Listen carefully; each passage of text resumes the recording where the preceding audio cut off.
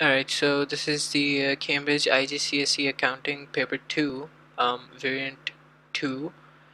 This is from the May-June 2019 session, and we're going to be completing the first two questions in this part of the video, and then the rest of the three questions in another part. Um, so let's start. Question 1. He says, Annabelle is a wholesaler. She maintains a 3-column cash book. And then he's given you some transactions and something about her bank statement. And then in part A, he's asking complete Annabelle's cash book for the on the page opposite. Balance the cash book and bring down the balances on 1st May 2019. Alright, so I've just written down the dates and names, uh, and we're gonna fill them the numbers in together. So he said on the top that she maintains a 3-column cash book. So that means we're going to be dealing with discounts in this question.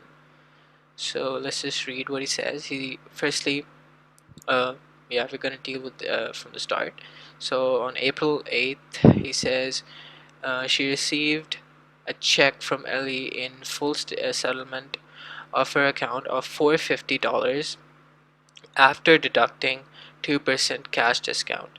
Right, so the offer account, alright, so the settlement was actually of $450, and then he says that it was the settlement was actually paid after deducting a 2% discount on $450, right?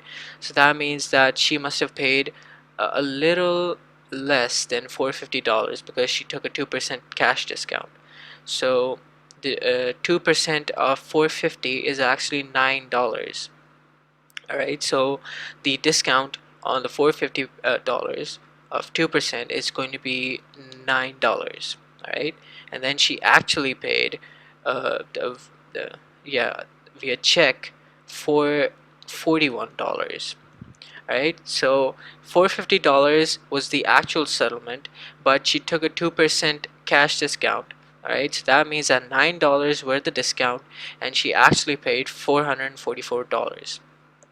Alright, next one. Alright, so the second transaction on April 15th says that Annabelle paid Ed $468 by bank transfer to settle his account by after deducting 2.5% cash discount.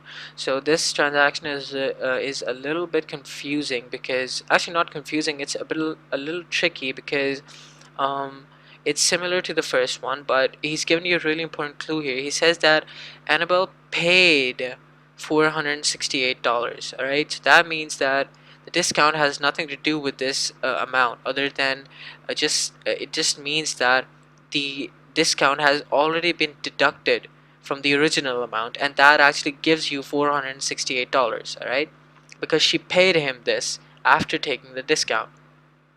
So this means that $468 must not be the full amount that she actually owed before taking the discount.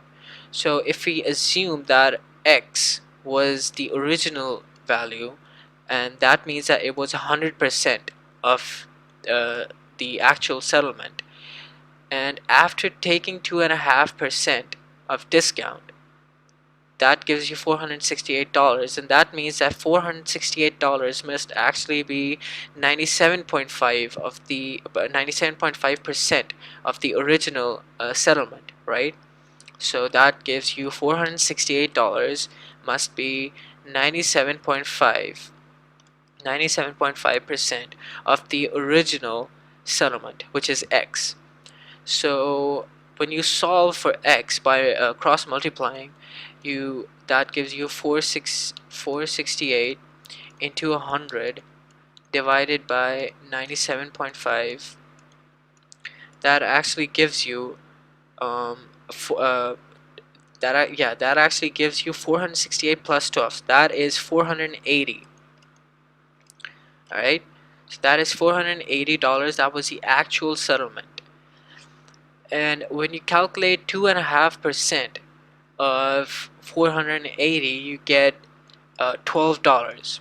So that means that the discount of 2.5% was actually $12. All right, so in the cash book we can write that on the credit side because we paid Ed, so that's going to be on the credit side because it decreases our cash. So that is going to be you paid by check, right? So that is going to be 468. You paid this much, and then after taking a discount of $12.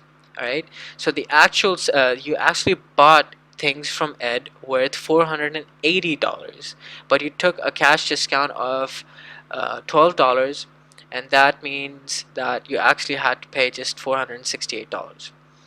And I forgot to tell you that in the cash book, he's actually given you two brought down. So that means that the cash is on the debit side. So that means that we actually had $150 in our pocket. Well, on the credit side, there's another brought down, but this time it's on the bank side. So that means that the bank was overdrafted. All right. So the bank was credit. We owed the bank $988. So that's that. The third transaction, this one's done. The third transaction says that Annabelle received a check from Caleb of $310. So that's pretty straightforward. She received the check. It's over on the debit side. It increases our cash or bank, whatever. So that's going to be debit, $310. All right, so that one's done. Alright, so the fourth transaction here on April 25th says that Annabelle withdrew cash from bank for business use, $200. So this says that she withdrew the cash for business use. So that is not going to be considered as a drawing, because a drawing is when you take out cash for personal use, right? So this is for business use. So this is going to be just simple with withdraw from the bank. All right, but it says that Annabelle actually took out the cash. That means that this is going to credit our cash book and then debit our cash book again, because the bank, the amount of money in the bank is actually going to decrease, but then the amount of money in our cash is going to increase. You take out money from the bank and you put it in your pocket, so technically you don't lose any money, right? So right over here we're going to decrease the bank by $200. All right, but then we're also going to increase our cash by $200. So you take out money from the bank and you put it in your pocket, so that is not going to be that is not going to affect uh, the amount of money you have, right? All right, so this one is done. The transaction on April 27th says that Annabelle paid operating expenses in cash $296. All right, so that is simple. That is simply going to credit our cash book by $296 she paid in cash. All right, so alright, this one's done. And then the examiner says Annabelle received her bank statement for April 29th, 2019, sorry. And he says the following items appeared on her bank statement but had not been recorded in her accounting records. So this means that we have to account for these as well. The first one says the check received from Caleb on 21st April had been dishonored. Alright, so if the check was dishonored, we're going to have to credit the original transaction, which would have been a debit, because we would have received money but it was dishonored, so we have to credit. We have to cancel this. So Caleb, we made the original entry here on April 21st, which was $310, but the money received was actually dishonored, so that is just simply going to cancel this uh, this entry. All right, so this one is done. Second one reads, Carly, a credit customer, had paid $294 by credit transfer to settle her account of $300. All right, so he says that this was actually what she paid, what Carly paid. She paid $294, but the original settlement was of $300, right? So this means that she must have taken a discount of $6, because she paid in $6 less than the original amount that she owed. So this is going to debit our cash book because we received it. So that's a $6 discount, and then she actually paid Annabelle $294. All right, so that's pretty simple. This one's done. third and last one reads, bank charges for the month amounted to $82. So bank charges, you pay that, right? So that is going to credit our cash book. All right. Down here, this is going to credit our bank by $82. And then we can just balance the accounts, see what doesn't balance out. Then we can just write down the balance carry downs and then carry them forward. So in this case, it's going to total up to, yeah, after balancing everything. I'm just going to copy it from the mic scheme because just to save time. So this is actually going to give you these values: 350 and then 1003. And then over on this side, this is going to give you a balance carried down of 54, 12, 350, 1003. All right, so this carry down carries over to the debit side, and this carry down carries over to the credit side, right? Just elementary stuff. 54. And then over on this side, this is going to be the bank, 1003. All right, so this means that our bank is still overdrafted. All right, so it's still credit. We still owe $1003 to the bank, and our cash, we still have $54 in our pocket. So things, yeah. All right, whatever. Alright, so next part. The examiner says Annabelle purchases goods on credit from Ed. So this means that Ed is a supplier. Alright, he's a supplier. Alright, he says they exchanged various business documents during April 2019, obviously. Alright, part B. He says name the person who issued each of the following documents. So there's two columns: document, person issuing the document. Alright, invoice. So because we're buying things from Ed, right? So he's our supplier. So he's going to give us the bill of whatever we purchased from him, right? So invoice is a bill. He's going to give it to us. So this, in this case, is going to be Ed giving us the invoice. Right, a debit note. You already know that a credit note is actually something that you give to the, no, sorry, you are given from your supplier when you ask for a return, right? So the debit note is the complete opposite of that. A debit note is actually a document that a customer gives to the supplier or someone you purchase things from, saying that, hey, I want to return something. Alright, so in this case, Annabelle is the one purchasing. She is the customer. So Annabelle is actually going to give Ed the debit note, and then the credit note, Ed is going to give it to her. For example, when Ed receives the debit note from Annabelle saying, I want to return something, and Ed says, all right, our policy says that you can return something, so I'm giving you this credit note that actually clarifies that you have returned this and I have received the payment, whatever, whatever, right? So statement of account. Statement of account is actually just a summary of all the transactions that you've made with your customer, right? So in this case, the customer is Annabelle. So the supplier gives it to the customer. So this is going to be Ed who gives the statement of account to Annabelle, which is her customer.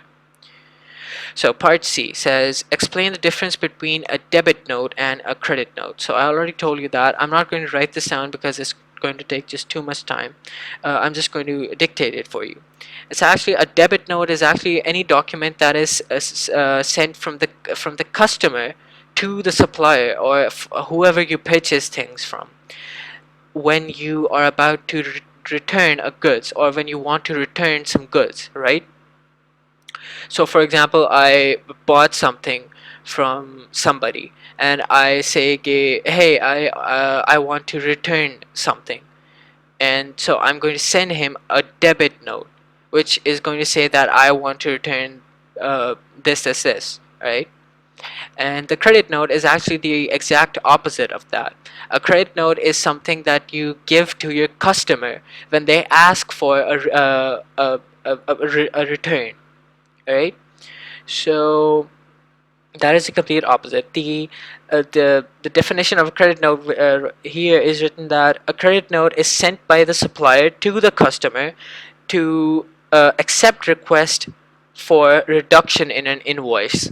So an invoice is reduced when you actually return something. So if you bought something worth $50 and you want to return something for that cost $25, so the actual bill is going to be reduced from $50 to 25 because you returned 25 worth of $25 worth of goods, right?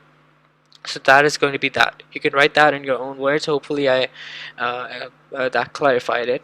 Part D, he's asking, state one purpose of issuing a statement of account. One purpose. So that can be either to summarize the transactions for the whole month, or it can be to provide the customer with the bill so that the customer can fix their entries or transactions in at their books or whatever, anything like that. All right.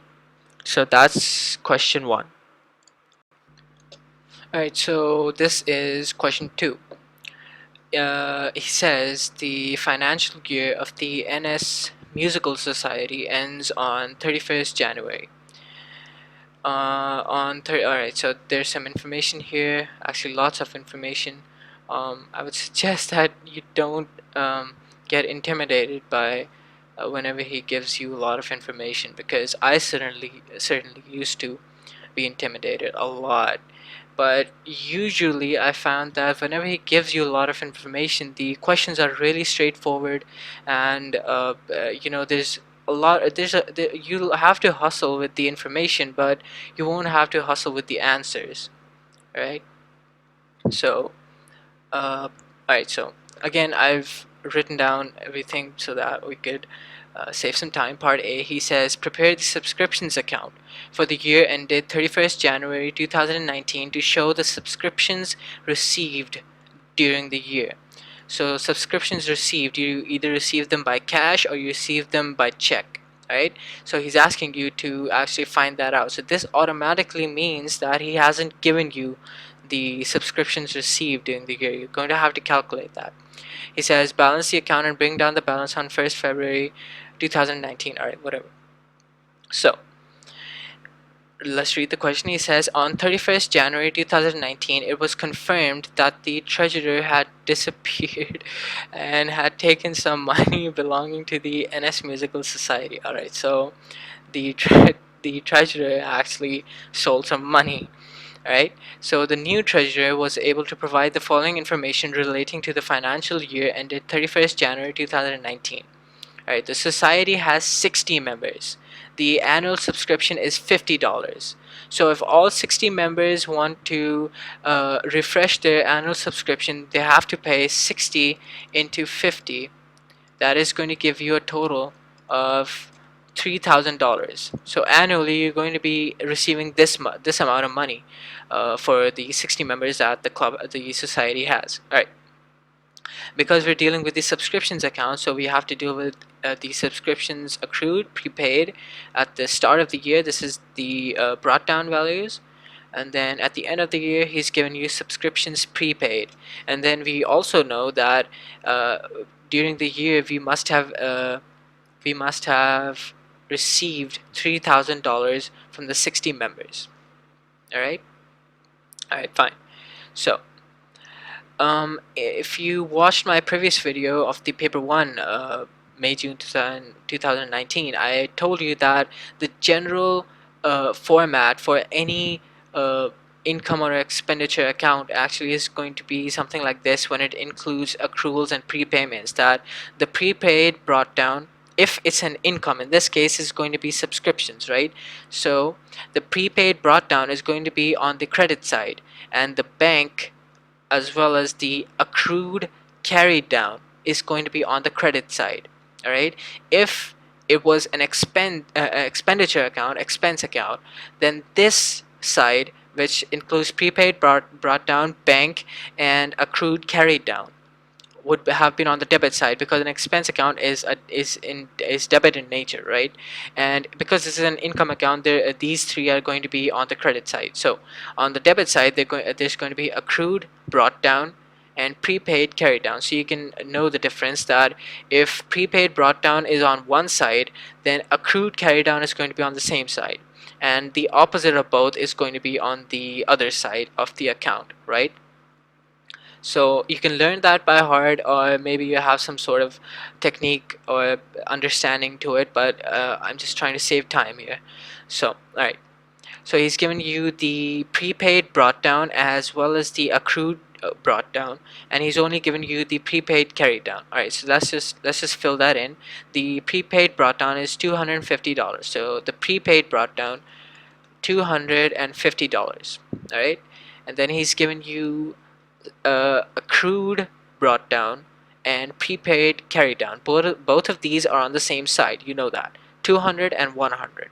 All right, so accrued brought down 100, and then prepaid carried down is 200. All right. All right, and then I told you that because there's 60 members and the annual subscription fee is $50, then that means that during the year all 60 members must have paid you $3,000, right? They should have, technically they should have, because this is the original charge that should have been for the year. But because there's prepayments and accruals going on, maybe someone didn't pay you, or maybe someone paid you in advance for the next year. So we don't know that yet, but we're going to find out because he's given you the carry downs for the prepaid and accruals. Alright, so the charge for the year should have been $3,000. Alright, so if everybody just wanted to pay you for the 12 months for this year, that should have been $3,000. But because there's prepayments and accruals going on, somebody must have paid you, somebody must have not.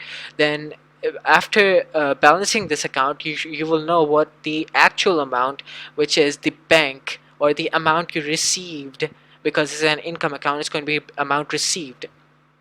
Right, so what the original value you received was. Right, so when you total this side, it's actually going to be $3,300, $3,300. All right, and when you, because the bank is going to be our balancing figure in this account, balancing figure.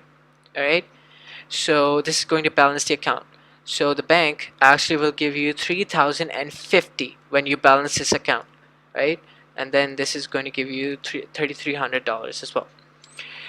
So this means that you actually didn't receive $3,000. So somebody, obviously, because there's prepayments and accruals going on, somebody will have paid you, somebody wouldn't have. So you can see that by yourself. The bank $3,050, and if you're going to bring that forward for the next year, that is going to be sorry, that is not the amount you received, but this is actually for prepaid uh, the prepaid amount. So somebody paid you $200 extra and you actually owe them, so that is going to be brought forward on the credit side. Alright, so part B. He says prepare the receipts and payments account for the year ended 31st January 2019 to calculate the amount of money which is missing from society funds. Balance the account and bring down the balance on 1st February 2019. Alright, so at the start of the question, he actually said that the treasurer had disappeared and he took some money from the society, alright? So we're obviously going to have to find out how much money he took. Alright, so because we're going to be dealing with receipts and payments account, I also explained this in my last video that the receipts and payments account can be substituted with the name bank account.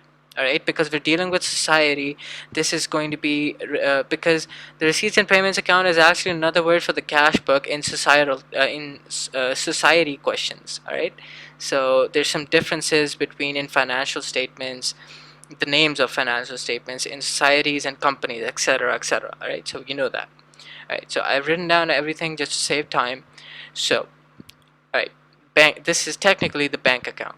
Alright, so let's see. So we have dealt with subscriptions, in part A. Alright, so something to notice here is that at the start of the year, where he's given you your brought downs, and at the end of the year, where he's given you your carry downs. Alright, so you have brought downs, those are the carry downs. Alright, so there's something to notice here, that there's something similar in both of these, and that is the bank overdraft. Alright, so that means that because the bank this means that the bank was at the start of the year, the bank was overdrafted, and the bank was also overdrafted at the end of the year. So technically he's given you your brought down and your carry down for the receipts and payments account, because the receipts and payments account is technically your cash book or your bank account. So he's given you the brought down and carry down for that. Why? Because he wants you to calculate the money that went missing from the society funds. Right, so you have to balance that the receipts and payments account not by the carry down of the bank account, but by the missing amount of money. So let's just fill in the brought downs of the bank overdraft as well as the carry down. So the brought down is actually $780 and the carry down is $24.30. Alright, let's fill that in. The brought down is going to be over on the credit side. So this is going to be $780. Right, and then the carry down is going to be $24.30. So if this was a debit balance, meaning that we had money in our bank, sorry, messed that up. Yes, right. So if we had money in our bank, then the usual brought down would have been over on the debit side. But because the bank is overdrafted, then the balance brought down and the carry downs are going to be on the opposite side than usual. Alright, so subscriptions. We calculated this in part A, where we had to calculate the actual amount of money we got from the subscriptions during the year.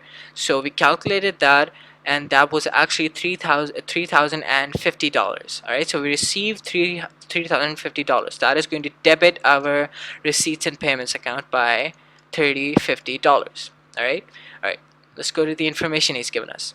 So he says that we've dealt with bank overdrafts. We don't need to worry about that. Alright. Musical instruments at book value, we have nothing to do with that. During the year ended. Alright. So payments of rates and rates of premises covering 10 months to 30th November 2018. Alright, so he says that we paid $2,000. Now because we paid from the bank, that is going to reduce our bank money by $2,000, right? Alright, reduce for rates, that is going to credit our bank by $2,000. Alright, next one. This one is done. He says payment of insurance for 14 months to 31st March 2019. That is $700. So we paid out $700 from our bank. That is going to reduce our bank by $700. Right. So you may ask at this point that why aren't we dealing with these time limits, because we've paid over the amount over the time limit of 12 months. That is, we paid in advance for the next year. And I would tell you that we're not doing that because we're not dealing with the income statement here. The income statement asks for the amount of money that was actually needed for the 12 months for this year. The income statement asks for that, but the bank account doesn't. The bank account asks that you dial in the bank account the amount of money that you actually paid or you actually received. Right, so that is that. Alright, this one is done. Next one, receipts from sales of concert tickets. Alright, so the musical society received $2560 for concert tickets. So that is going to debit our bank account or receipts and payments account by $2560. Alright, next one. This one is done. Alright, he says proceeds of sale of old musical instruments, book value $120. Alright, so that means that we sold the musical instruments for $100. So we received $100, right? And we're just going to debit our receipts and payments account from the to the disposal account by $100. We sold them for $100, right? We disposed our non-current assets for $100, right? because the instruments are assets for the musical society. All right, this one is done. So next one reads, um, cost of musical instruments purchased, $2,100. But then he says half of this amount was paid immediately, and the balance was payable in February 2019. All right, so this means that half of 2,100, which is $1,050, $1,050, we paid that right now, and then the remaining $1,050 we're going to have to pay next month. So technically we paid $1,050 right now, so $1,050 were taken out from our bank, so that is going to credit our receipts and payments account by um, concert expenses. Oh, sorry, we must have missed that. All right, so we received money by sorry, we it costs us money to buy musical instruments, and that is $1,050, right? So I think we missed concert expenses here. It says concert expenses paid 1610. Yes, we missed this one. All right, so that is actually going to be $1610 we paid out. So this means that this cost us. So this is going to credit the bank account or receipts and payments account because we lost money. So $1610. All right, fine. So because we've filled in everything now, there's nothing else to worry about except for the missing amount. So how do we calculate the missing account? We have the carry downs and brought downs. We have everything. The account can be balanced now. All right. So totaling this side, this is going to give you $8140, and then $8140 here as well. And then the missing amount is actually going to be our balancing figure, right? So it's going to be our balancing figure. So total these up and then calculate the missing amount. That is going to give you a missing amount of $2,000. Alright, so the treasurer which ran away took $2,000 with him. Alright, so that completes this part as well. Do not forget to write the balance brought down for the next year, because he says that the balance the account and bring down the balance on 1st February 2019. So 2019 February 1st, that is worth 1 mark. So the carry down is 2430 over on the credit side. Why is it on the credit side, you may ask? Because the bank is overdrafted. We owe the bank money, so that is going to be over on the credit side. Alright, so that was part B. Part C, he says, complete the following table to show the amount which would appear in the income and expenditure account, which is the income statement for the year ended 31st January 2019 for each item.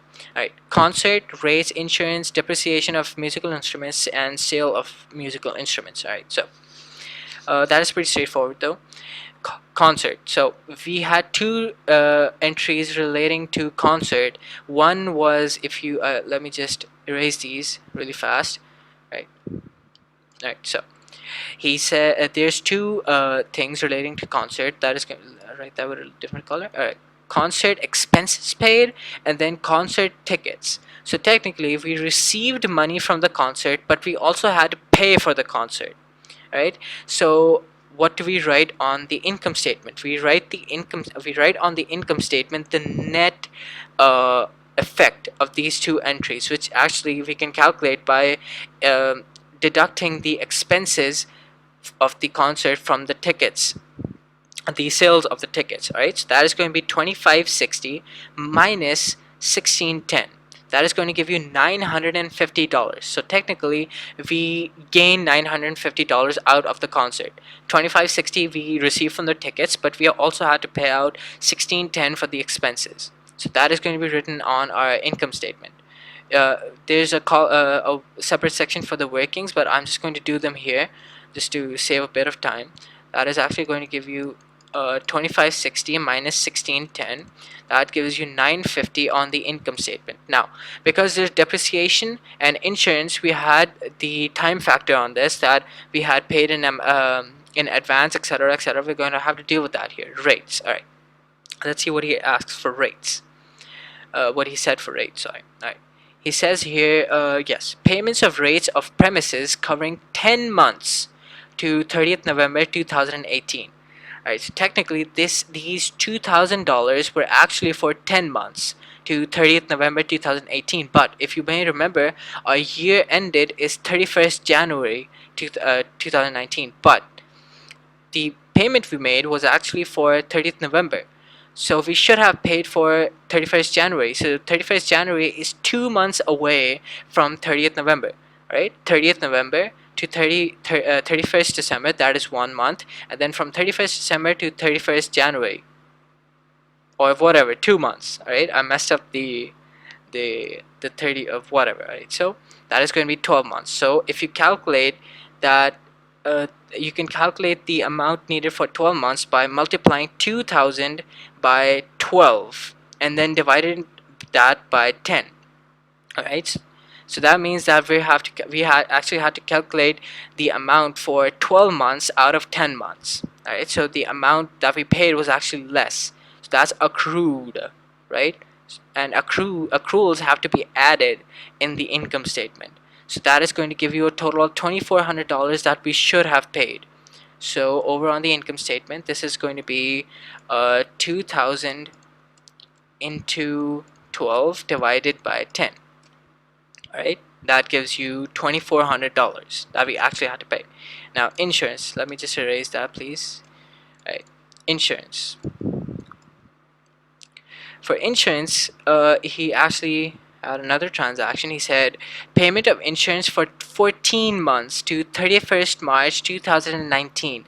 So this means that we actually paid more than we needed to. So if we have to calculate the amount for 12 months, not 14, on the income statement, we have to write the charge for 12 months. So again, 700 multiplied by 12 over 14, that gives you $600. Right, so technically we need the amount for 12 months out of 14. So if we multiply 700 by 12 and divide that by 14, so that gives you $600 that we actually had to pay for the year, but we paid it in advance anyway. All right, depreciation of musical instruments. Depreciation of musical instruments. All right, so at the start of the year, he's given you the book value of the musical instruments at the start of the year. But if you remember, we actually bought some musical instruments worth $2,100. Alright, so we bought the musical instruments worth $2,100, but we're going to pay for them later. But technically, we have $2,100 worth of musical instruments, right? So that is going to be included in our total musical instruments at book value. So the total instruments that we have is going to be 3,600 plus 2,100, right? Down here he says musical instruments are depreciated at 10% per annum based on the value of instruments owned at the end of each financial year. 10% per annum. So that actually means that that is a straight line method.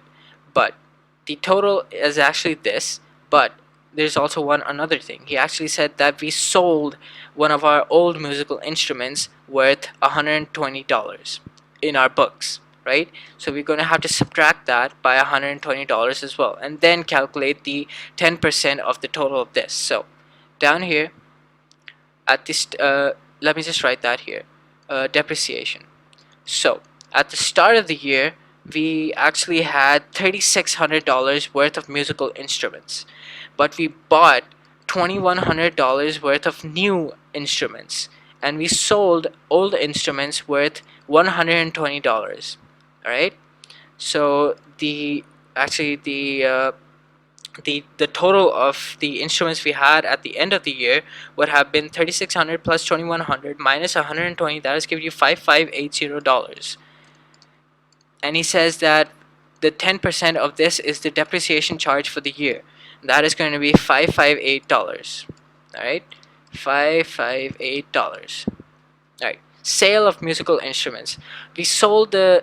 He says here that proceeds of sale of old musical instruments, book value $120. We sold instruments worth $120 for $100, right? So that actually is going to be a loss of $20, right? The instruments were actually valued at $120 by us, but we sold them for $100. That is a loss of $20 because we sold the instruments below their book value. So 120 minus 100, That is going to give you $20, right? All right. Part C, last part. He says, Part D, sorry. A member of the committee of the NS Musical Society has expressed concern about the bank overdraft and has proposed that the annual subscription should be increased by $10. Discuss the implications of increasing the annual subscription by $10. All right, so this is pretty simple, straightforward. You should be able to do this by yourself. So anyway, uh, so if we increase the annual subscription by $10, he said at the start of the question that the society has 60 members and the annual subscription is 50. So if we increase it by $10, that the annual subscription is going to become $60, right? And because it increased by $10, then that means that during the year the annual subscription total that we will receive will increase by $10 into 60 members. That means that that is actually going to increase by $600. We're going to increase our subscriptions by $600, right? So that, excuse me, that is one point.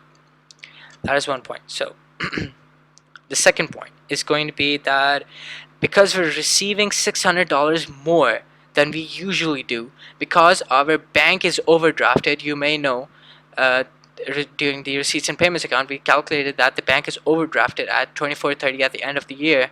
That but when we receive $600 extra, that is going to reduce our bank overdraft, right? So the extra money is going to reduce our bank overdraft. That is one point.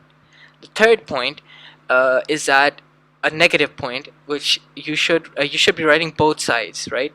So positive and negative. So a negative would be that because we're increasing the membership amount, we're making the membership more costly, more expensive. Then some people who cannot afford it, or say that, hey, somebody else is giving memberships on cheaper rates, then the memberships may decrease, right? Some people may leave if they feel that $60, the new subscription of $60 is not worth it, right? So membership may decrease. And there's a couple more points you can write here, but these are the easiest three that I've found. So these were the first two questions of the May June 2019 paper 22 of the Cambridge IGCSE accounting, and I'll see you in the next part of this video. Thank you.